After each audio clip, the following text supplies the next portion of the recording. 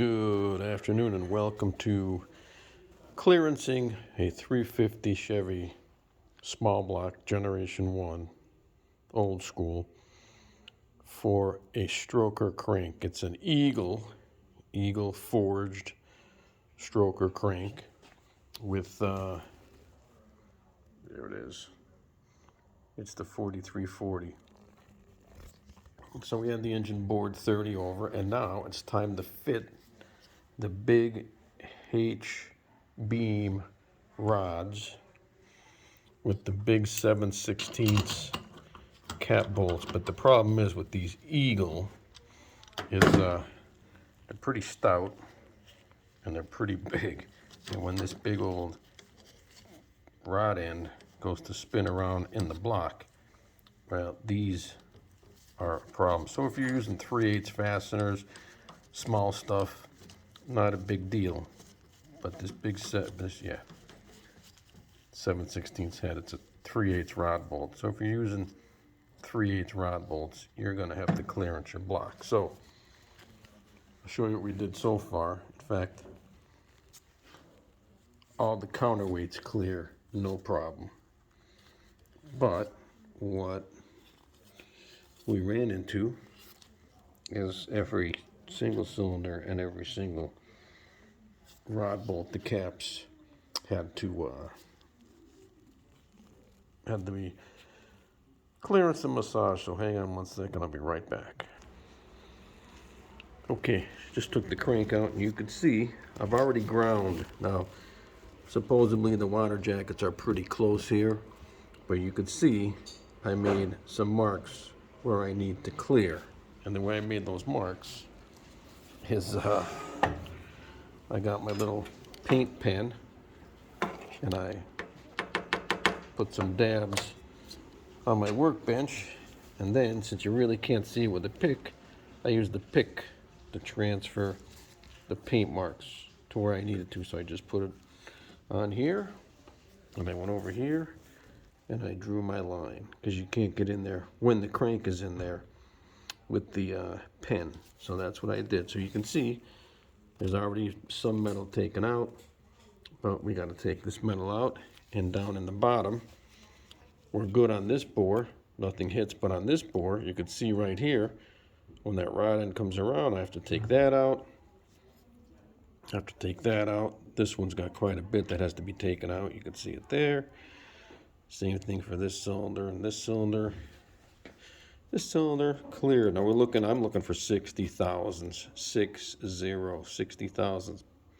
So that one I already ground, and it's a little cobbled, but we'll finish these up nice. This was just a rough, so you can see this whole area's got to be taken out here. Now on this side, you don't have to worry about going at the bottom of the bore on the inside. You don't have to worry about this. There's no water jacket here, but over on this side, and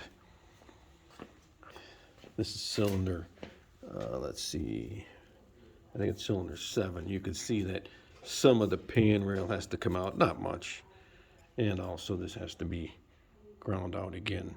So that's what you're looking for. It's not for the faint of heart, because as you're grinding this stuff, you're taking off, geez, some spots like that's more than 1/8 of an inch. You could see I had to take quite a bit, but I'm hoping that there's definitely enough cast iron up in here, because if you look, the water jacket is kind of right there when you go straight in, that far in. So you don't have a whole lot.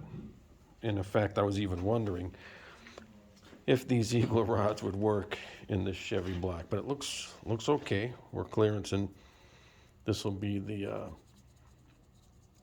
third time going in, so be careful. Don't take a lot out.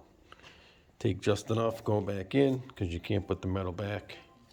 I did see on YouTube where somebody, if they broke through, there's some type of marine product that you could basically glue it back together, but that's where we're at. So like I said, nobody has a video out like this showing you what happened, so I'll be right back and show you what happened after I ground this.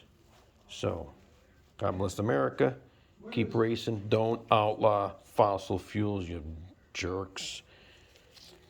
Although electric cars might be fun, I'm still here with the old gassers running about. And this is what it's going in. It's going in a 68 Jag XKE. So, oh yeah. Talk to you soon. Okay, here we are. We're back. So, you can see that, Frankie, grab a flashlight. Bring it over. You can see that I not only clearanced for the for the rod bolt, but I probably went over a little bit. So we're gonna check right now, 60 thousandths. Want to put that in there? 60. There you go, 60. 60 thousandths. Yep, bring it up.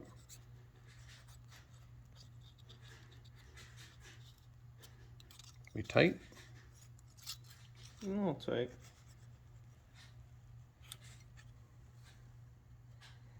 So what do you think, a little bit taken off, just the hair?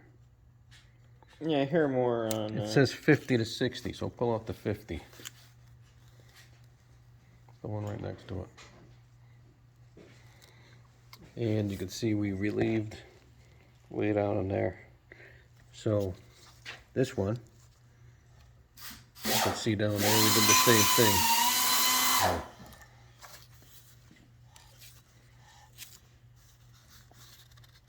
$50. No problem with 50. So it says 50 to 60.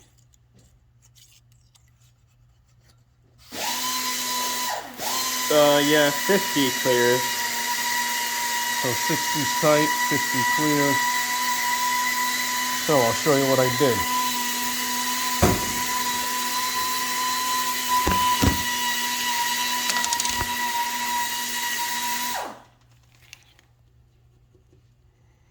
Dad, hold up, I'm recording.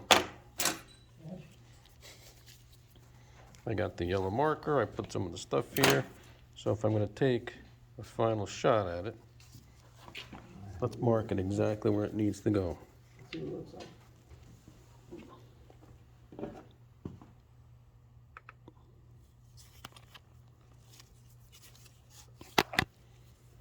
So right here at the top, right?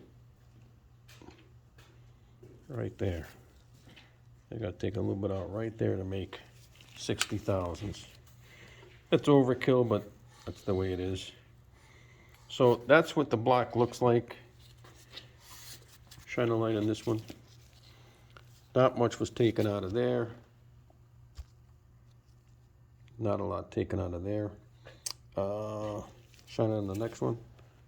Quite a bit taken out of there. Quite a bit out of that one. And not too much out of this one. Let's see. On this side, there's quite a bit removed. So like I said, when you are now looking at the, right there. So, you know. But if you're relieving only for the head of the bolt, so you'll take out less, the transition will be a lot sharper. But, you know, that's what the, and like I said, this one, the pan rail, it's the only one that the pan rail had to be done. So that's what it looks like when you hand clearance a stroker motor in your garage with the Eagle big end 3/8 rod bolts. So hope this helps. And yeah, stay away from those water jackets. This will be the 4th time I'm going in and removing metal, but we're only removing what we absolutely have to. So peace out. God bless America, and let's get the Jag on the road.